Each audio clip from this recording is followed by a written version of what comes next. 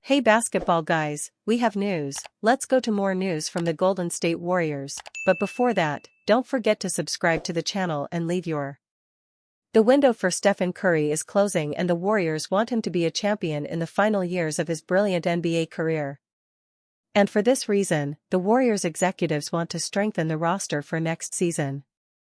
Warriors are interested in the great player of the Toronto Raptors, RJ Barrett. The Golden State Warriors' most recent deflating 114-111 defeat at the hands of the San Antonio Spurs could not have come at a worse time, as Harrison Barnes' unreal buzzer-beating three-pointer to give the Spurs a dramatic win pushed Golden State down to the number 7 seed in the Western Conference. The team trying desperately to take advantage of Stephen Curry's remaining prime years now possesses a 47-33 record and will need to win their last 2 games of the regular season to even have a shot at attaining a guaranteed playoff berth in 2025. Somehow, even greater uncertainty awaits the franchise this summer, regardless of their position in the standings to end the season, as their fourth-year forward Jonathan Kuminga will be due for a large payday as an upcoming restricted free agent. With Golden State's desperation to build a true title contender growing by the second, it's possible that the team's general manager Mike Dunleavy could devise a plan to move on from the rising star through a sign-and-trade deal to bring aboard the Toronto Raptors' RJ Barrett. If Golden State were to offer Kuminga a contract that matches Barrett's, they could plausibly ship the 22-year-old to the rebuilding Raptors in exchange for Barrett, who may be a better match for the Warriors' current competitive timeline. At 24 years old, the former New York Knick has contributed career bests of 21.1 points, 6.3 rebounds, and 5.4 assists on a 54.7% true shooting percentage in 58 appearances for the lowly 30-50 Raptors this season. Quinton Post update leaves Steve Kerr and Warriors with necessary rotation move. TJD should see another opportunity. The Golden State Warriors will be looking for back-to-back wins when they host the San Antonio Spurs on Wednesday night, having comfortably accounted for the Phoenix Suns in a 133-95 blowout victory on Tuesday. With 4 teams entering the night with a 47-32 record, the Warriors will have an opportunity to further solidify a top 6 spot and perhaps push for home court advantage in the first round of the playoffs. However, they will have to do it without Quinton Post, with the impressive rookie center out for a second consecutive game due to illness.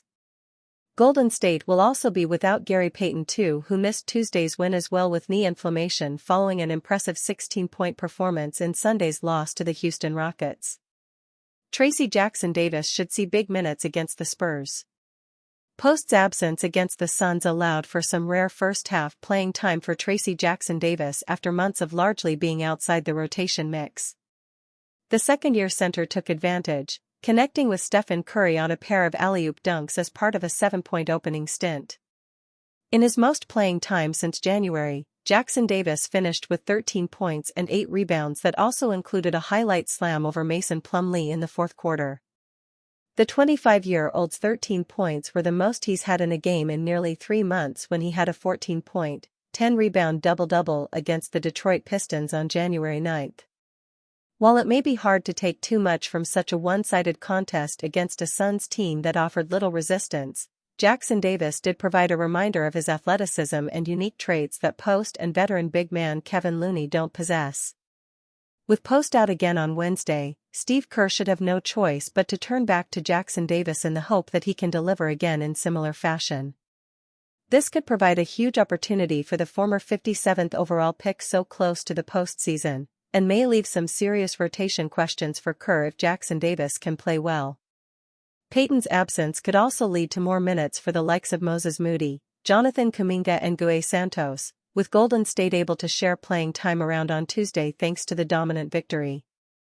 The Spurs will also be entering on the second night of a back-to-back, having lost to the LA Clippers at Intuit Dome on Tuesday.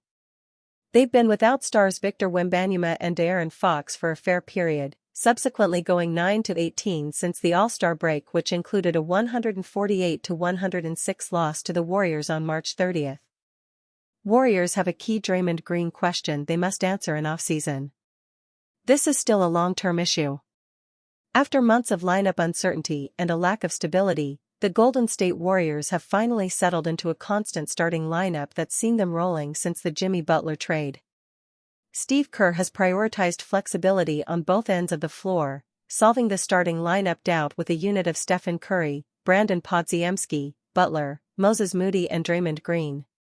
Even despite Wednesday's disappointing loss to the San Antonio Spurs, that starting lineup is still a remarkable 15-2 together, raising some real optimism on what the Warriors are capable of entering the postseason. Warriors have a key Draymond Green question they need to answer. It's the defensive end of the floor where Golden State have really thrived in recent weeks, having ranked first on that end since the All-Star break. That's coincided with Draymond Green's role as the team's small ball starting center, with the 35-year-old stunningly moving into favoritism for Defensive Player of the Year as a result.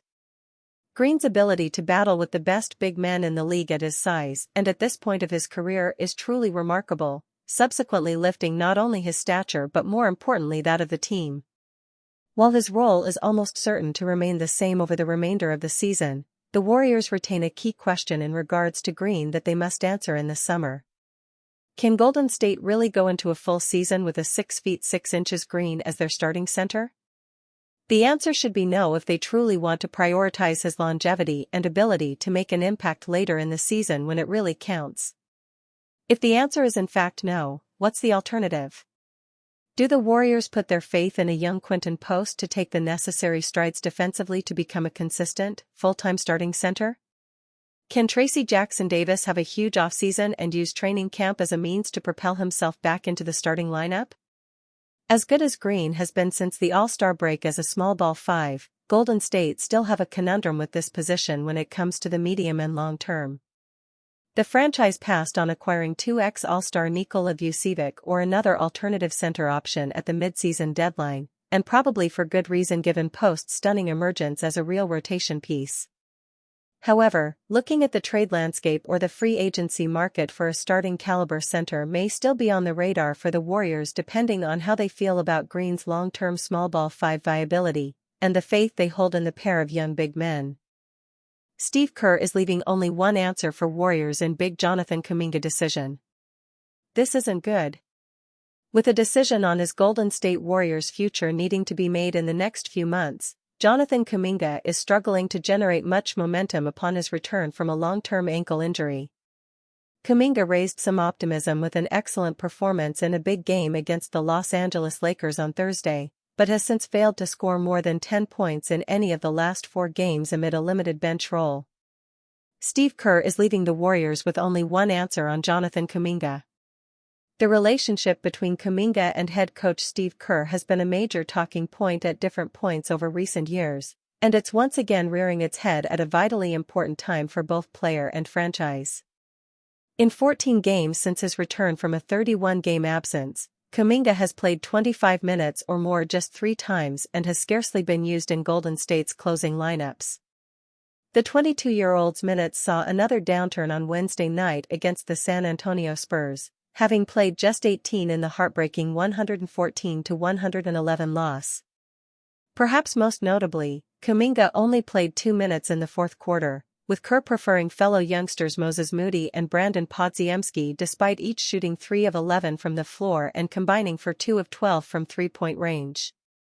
In a quarter where the Warriors were struggling to get much going offensively outside of Jimmy Butler's ability to get to the free throw line, maybe they could have done with Kuminga's sheer scoring talent. Yet Kuminga's ability to play alongside Butler in the same lineups continues to be a concern, with the pair sharing a -11.5 net rating in 120 minutes on the floor together. That includes Golden State possessing a 100.8 offensive rating with them on the floor, suggesting the similar skill sets are far more hindrance than helpful. If Kuminga can't play with Butler, if he isn't playing 25-plus minutes per game, and he isn't part of Kerr's closing lineups consistently, the only answer is to refrain from the sort of $25+ million per year deal that's long been considered likely as a restricted free agent. The bigger question might be how rivals view this current situation, and whether they think the current Kuminga predicament is predominantly on him, or whether it's on Kerr and the franchise. If it's the former rather than the latter, Perhaps that will still give the Warriors an opportunity to retain the former 7th overall pick on a far more team-friendly contract that they're actually comfortably with.